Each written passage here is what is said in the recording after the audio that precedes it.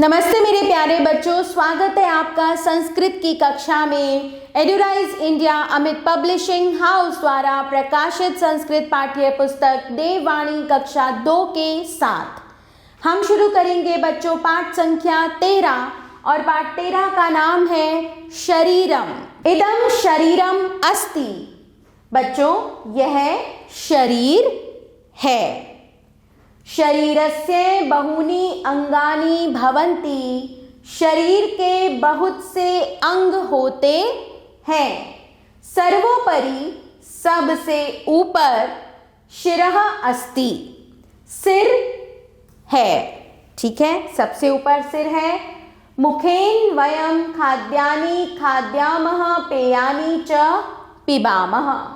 मुखेन मुख से वयं हम खाद्यानि खादामः खाने वाली चीज़ें खाते हैं। पेयानि च पिबामः और पीने वाली चीज़ें पीते हैं। मुखे दंताः भवन्ति। मुख में दांत होते हैं। दंतः वयं भोजनं चर्वाम। दंता है दांतों से हम भोजन चबाते हैं। वयं भोजनं चर्वामः हम भोजन चबाते हैं। आगे चलेंगे बच्चों। ललाटेन कपोलाभ्याम केशः च मस्तकस्य शोभा भवति।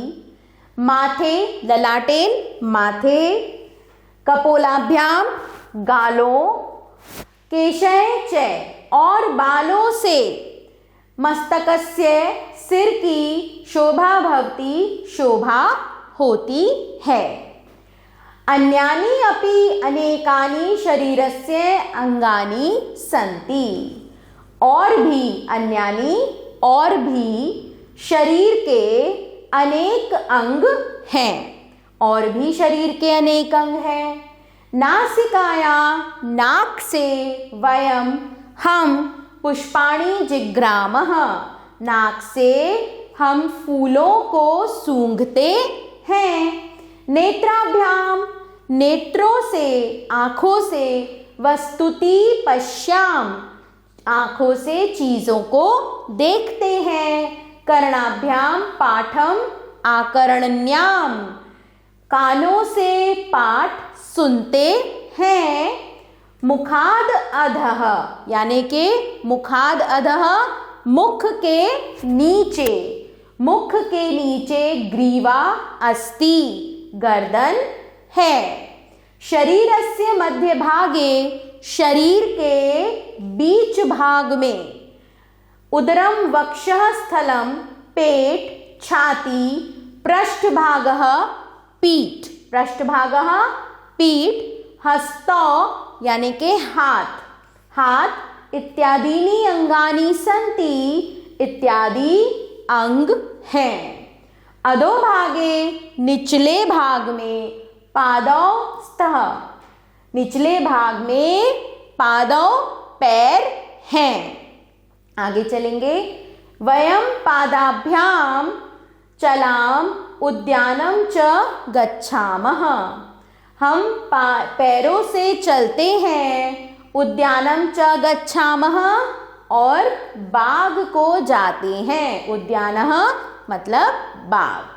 हस्ताभ्याम पुष्पाणि चिनुमः। हाथों से फूलों को चुनते हैं।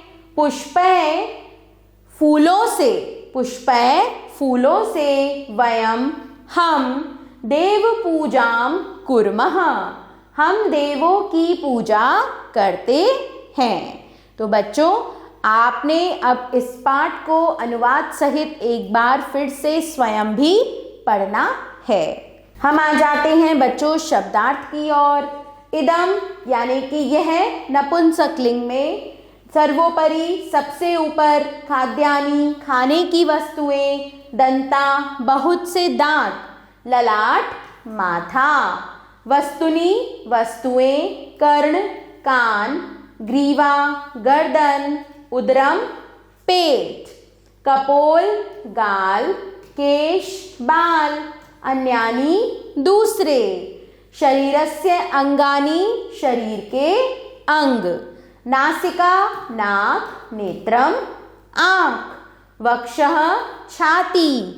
पृष्ठः, पीठ या कमर। पादौ, पैर। शुरू करते हैं बच्चों पाठ का अभ्यास कार्य।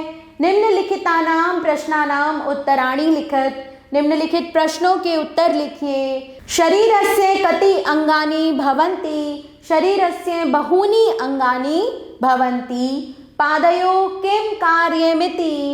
वयं पादाभ्यां चलामः, उद्यानं च गच्छामः।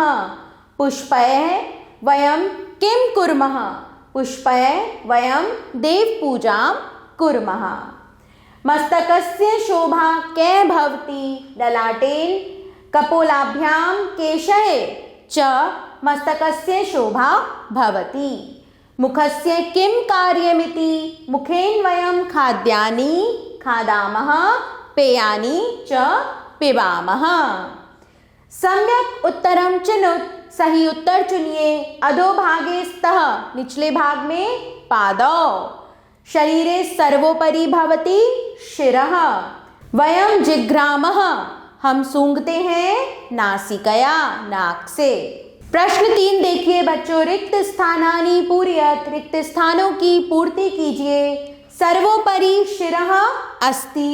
मुखे दन्ताः भवन्ति। नासिकाया वयं पुष्पाणि जिघ्रामः।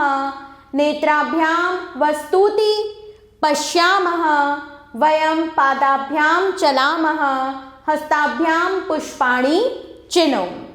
संस्कृते लिखत। संस्कृत में लिखिए।